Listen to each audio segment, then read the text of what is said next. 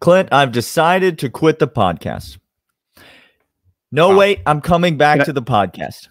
Okay, that's great. Welcome Clint, back. I've decided that I'm quitting the podcast again. But can I talk you out of it a little bit? Can I? No, I'm back. I'm back on the podcast. That was a quick primer in that's college football. Just in a nutshell, that's what college football is. And if you don't have a strong constitution, it won't be for you. But we're going to talk about it all today on the Locked On Bulldogs podcast. You are Locked On Bulldogs, your daily podcast on the Georgia Bulldogs. Part of the Locked On Podcast Network, your team every day.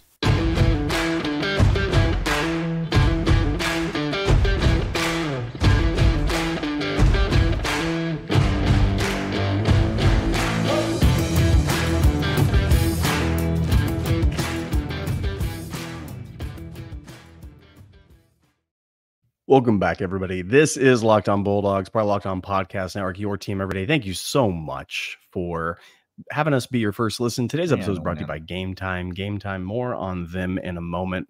He is Daniel. I am Clint. We are talking Bulldogs every single day.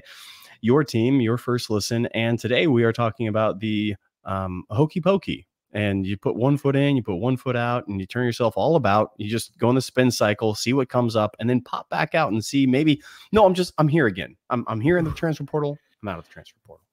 It's been a wild few exhausting. hours for Georgia fans. It's exhausting is what it is, but it is college football. And it's the new thing.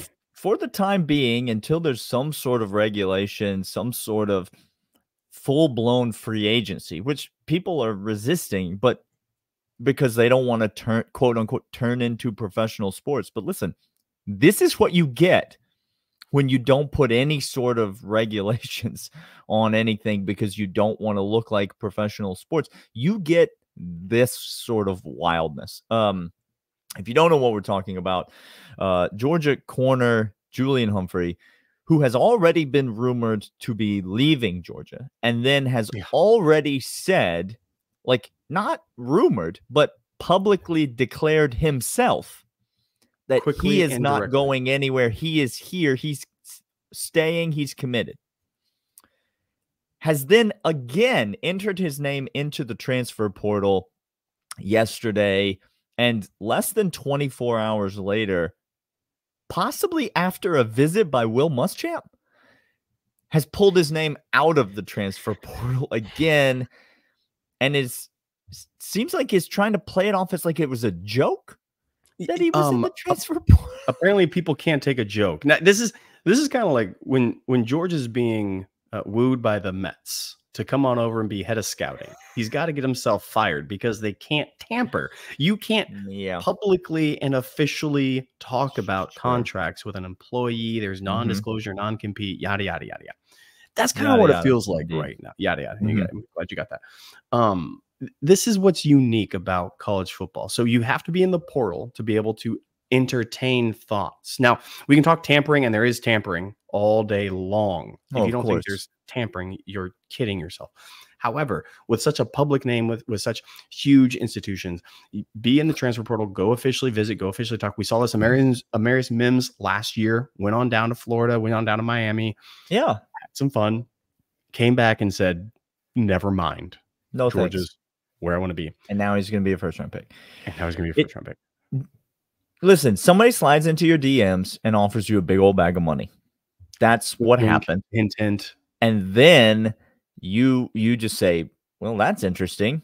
I guess if there's there's a big old bag of money out there, I guess maybe I'll go check out and see what it is. He puts his name in the transfer portal. He goes out, looks around, says, nah, I'll pass.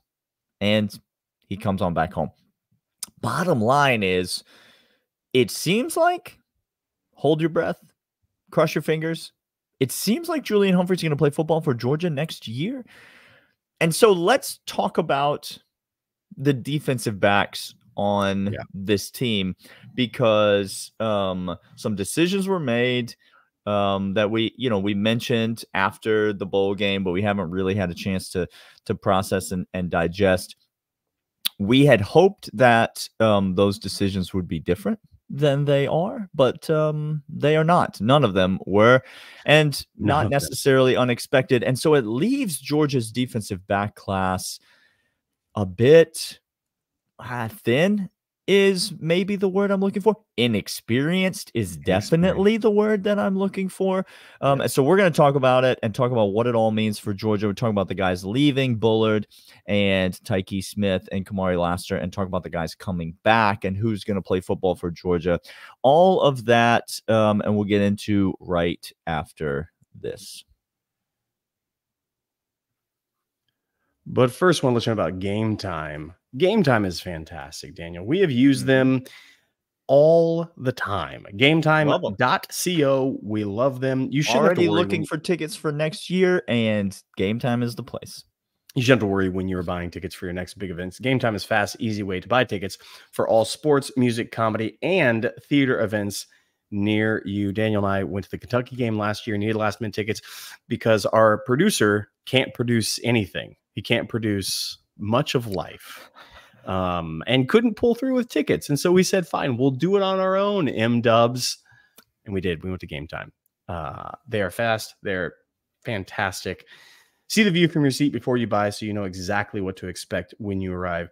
Game Time has deals on tickets right up to the start of the event and even an hour after it starts. It's the place to find last-minute seats. Right now, download the Game Time app, create an account, and use code LOCKEDON for $20 off your first purchase.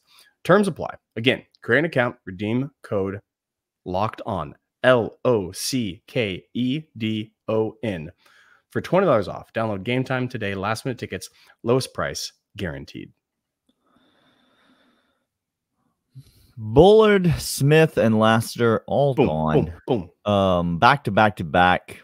Man, there were so many positive, hopeful signs that maybe at least one of them might come back. Yeah. But in fact, all of them head off to the NFL. First of all, this shouldn't come as a surprise, even if you were hoping that they came back as we were. It shouldn't come as a surprise to you that they are gone. Clint, what do you make of this? What are your thoughts on these departures? A couple of things are true. One, those guys got great intel and great insight that they will be day 1, day 2 draft picks in the NFL. Tyke Smith, Javon Bullard. Bullard, I think, is Bullard's a first rounder. I was just going to say, I think we're going to hear his name. I think Kamari Lassiter might be a first rounder. I think Kamari Lassiter. I think there are four dogs that are going to be called in the first round when all is said and done. Mims, Bowers, Lassiter, Bullard ought be there. And so I think they got intel and insight that they couldn't pass it up. I think it was quite phenomenal. They played in that game, Daniel. If I'm just going to like, that was unbelievable commitment to a whole bunch of dudes you loved playing with. And I don't think we understand. I think we discredit or maybe overlook the safety position of Bullard and what he means to Georgia, what he has meant to Georgia, what he meant to those championship teams. I think we need to start putting him in ratified high air, Daniel, of just how incredible he was for this defense and for our success the last 3 years.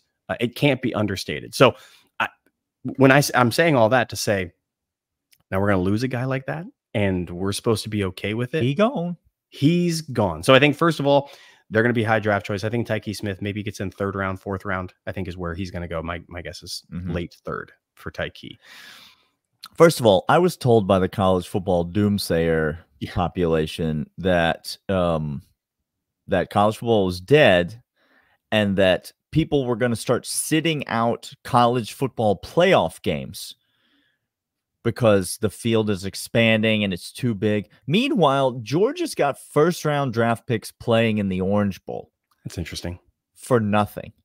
Just because they want to. So maybe just tamp the brakes on college football's dead, because at least in Athens, the culture is alive and well.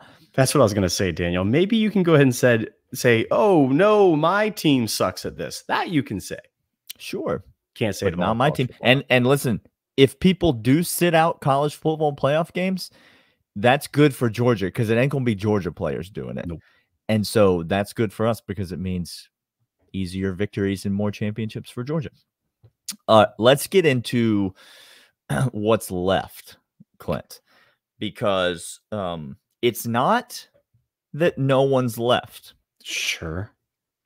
It's that the people that are left are largely inexperienced. Okay. And not always showing us the highest caliber of football when they have experience. My man out here, and when he looked back at the people that are left, and instead of saying, "Oh man, I got some words from you," he tempered, because he said, "Oh, this is all we got. This is who we are. This is who we have." I'm gonna list for you the names of players, highly talented, experienced, and graded out in games played at Georgia, who've had an incredible Pro Football Focus or All SEC team honors. I'm going to list the full list of names. Okay. Starks. Sorry, were you waiting for me to list the second name? Nope. This is not a back and forth. This is not, let me throw it over to you. I'm just listing the names of DBs who have performed at the highest level for great caliber, highly talented teams and games at Georgia. Starks. Now, we've seen flashes. Daniel Humphreys, we've seen flashes. Yeah. Daniel Harris, we've seen flashes. Aguero, I have not seen flashes. No, you have not. And listen, Dalen Everett has had flashes of good play. It's not. It's unfair to say. Let me say this in defense of Dalen Everett. If Julian Humphrey had played as many snaps as Dalen Everett did this year, you would have seen Julian Humphrey blow as many coverages as Dalen Everett did this year. If Daniel Harris had played as many snaps as Dalen Everett did this year, Daniel Harris would have blown as many or more coverages than Dalen Everett did. The only reason you've seen him play so bad is because he was good enough to play, and those other guys weren't. Now, please, people in the comment section, let's get back on the train of Kirby doesn't know which guy should start, because I thought that was dead a long time ago, but I'm sure it's coming back. Kirby Smart's an idiot, and he should have been starting this other guy or this other guy or this other guy because he's clearly better, and I know that because I watched him play against Florida State's fifth string in a bowl game, and he did pretty okay. Sure. Guess who else did pretty okay in that bowl game? Dalen Everett. He was near perfect. I didn't see him make a single mistake, and he had an interception. So don't act like Dalen Everett is some scrub and these other guys are great because you've seen Dalen Everett screw up and you've never seen these other guys screw up. The only reason you haven't seen them screw up is because they haven't been good enough to play, which again shouldn't make you feel good as a Georgia fan. It shouldn't make you feel good. But we shouldn't just dump on Dalen Everett. He is a talented kid, and we have seen moments of good from him. We're just going to need to see a heck of a lot more because this year Georgia had really three guys. I'm not even going to include Tyke in that, but they had three guys that were rock solid, dependable guys in Malachi, Javon, and Kamari.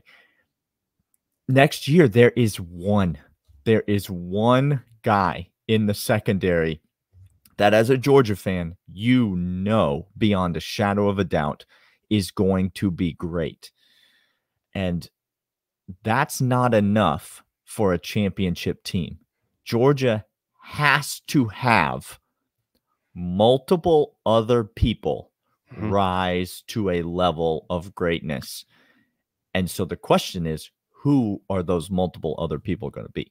And this is, look, if you want to look at unproven talented players that have come into Georgia and done, I mean, you could talk about Campbell.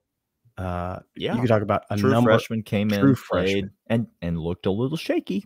And played well, had some shaky moments, had to be rotated out, but grew up fast. We're going to come back in the next segment, and we're going to talk about who those new infusion of talented players are, because we saw them this week. And Daniel, well, there's some names, there's some people coming up right after this. And this is, in fact, FanDuel. FanDuel.com/lockedon. NFL regular season is wrapping up, but there's still time to get in on the action. Playoffs, baby. We're talking about playoffs. We're talking about playoffs. We're talking about 1 seed locked up for them Niners. Come on, y'all. West Coast love. I don't even care. We got Dawgs Niners Twitter. How'd they do against Todd Monken? How'd Todd Monken do against them Niners? How does they fare well against Todd Monken? You know what? The program for Georgia went downhill when Kirby ran off Todd Monken. That's what happened. And I want Kirby Smart's head for running off Todd Monken.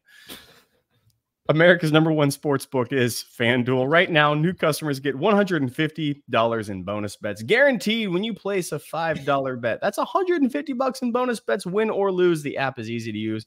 Many different ways to bet, like same game parlays, live bets in the new Explore tab. Make a parlay in the Parlay Hub. Parlay Hub. I like that. I want to be part of that hub. And more. FanDuel.com/lockedon. Make your first bet a layup. FanDuel, official partner of the NFL. Some people out here playing checkers. My man out here playing chess. He throws the shade in the ad reads. He doesn't even wait till the real episode. He says, "Oh, you want to skip the ad reads? You miss a little. You miss something. Don't skip those ad reads. I got something for you. Little nuggets." Daniel, can we talk about a couple of kids coming into Georgia? Let's do it, because we've mentioned the names already, but just to clarify, it's not like this is the roster, but this is the guys that you expect to contribute that are returning for Georgia. At corner, you've got 3 names. You've got Dalen Everett, you've got Julian Humphrey, and you've got Daniel Harris. You expect those 3 guys to be competing at corner. At safety, you've got Aguero, and you've got Malachi Starks, and then you've got David Daniel, who is gonna kind of rotate in there. And then Star, it's just sort of a hybrid mix of choose any of those names that I just mentioned, and you mix and match them. And so it's not like there are no people coming back, but it's more about the people coming in for Georgia. And so let's let you get in on that, and then I might throw a word of caution in there after you do. Ellis Robinson showed out, Daniel. He's just a dude. He showed out. He was on against all the other recruits this week on TV. We saw with our eyeballs. This guy can lock people down. He is a real deal. He has no nonsense about him. He gets onto the field. He wants to play. He doesn't want to deal with anything else. He's going to be a day 1 contributor. He will. I'm not calling him to start day 1, but day 1 he will be contributing on the field, and as well as KJ Bolden. KJ Bolden will be on the field day 1 contributing, and we saw this from Caleb Downs at Alabama. Now, many Georgia fans hate the name because we thought we were in on Caleb Downs.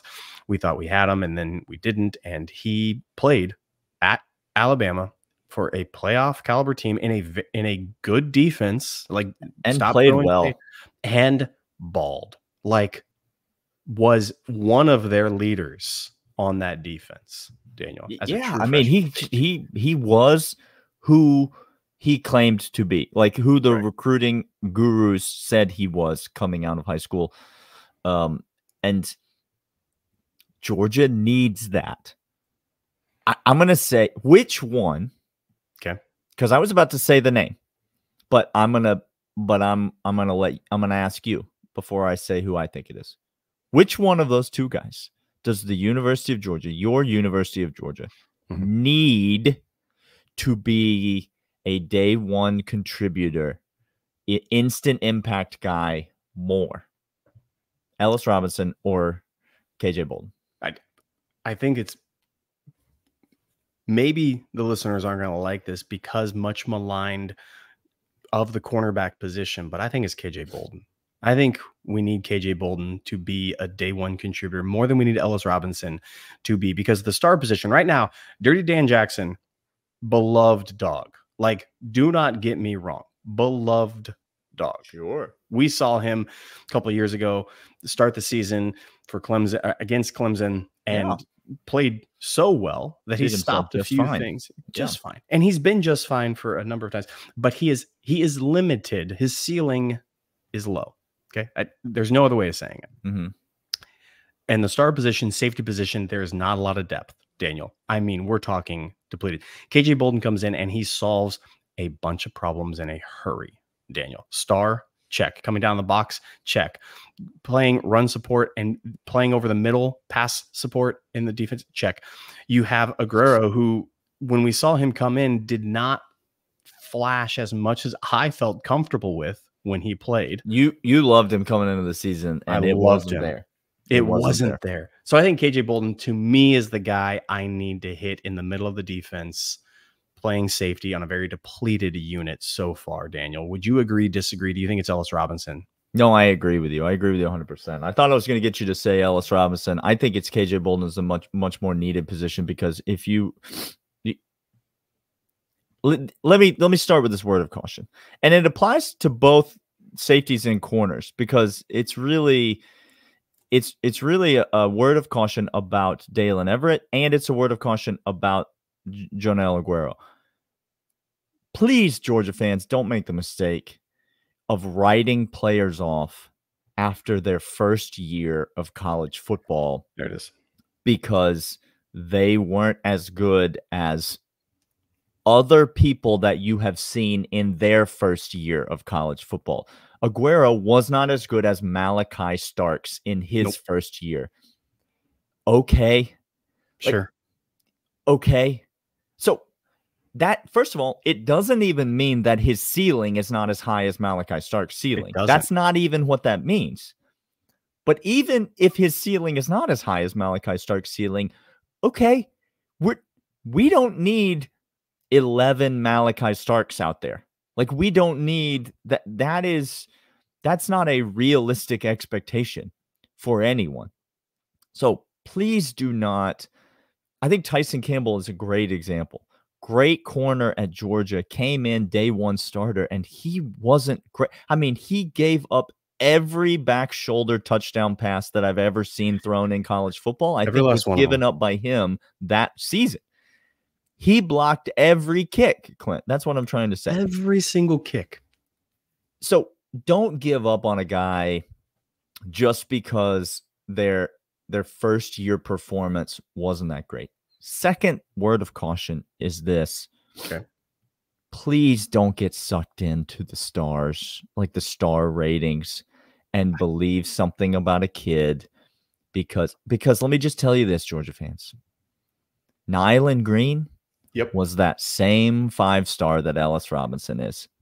He was the same 5-star as the kid that you now think is the savior of the program. And Nyland Green did nothing for Georgia before transferring out. Quick question, Daniel. Of the Michigan-Washington championship game that is being played next Monday. Yeah, sure. The top 10 players graded out for the entire year of those two teams. Do you know how many 5-stars are in the top 10 of both teams combined? How many? Just the one. Just the one. There are more than 5 stars. The highest rated Penix is a 3-star kid. Mm-hmm. And he's, by the way, we called CJ Stroud last year being better than any other quarterback. Michael Penix can just throw it. Penix is going to be better than any other quarterback you draft this year. Caleb Williams, I know of. I know who he is. One, Daniel. 1 5-star, highest graded for. Don't get sucked in, George. I'm not saying Ellis Robinson and KJ Bolden aren't going to be great. And listen, we need them to be great. We need them to be great, like Billy Napier needs recruits. No, we need it. But don't get sucked in, and don't write these kids and don't write kids off just because you didn't like what you saw out of them for the first year. He is Daniel. I'm Clint. This is Locked On Bulldogs. And thanks for making it first listen. Thanks for $1.99 being here, loyal third segment listeners. We will catch you all this weekend when we do a live reaction show to SEC college basketball, which we'll be talking about them dogs. Saturday night, we're back, baby. Let's do it. See you then. See y'all then.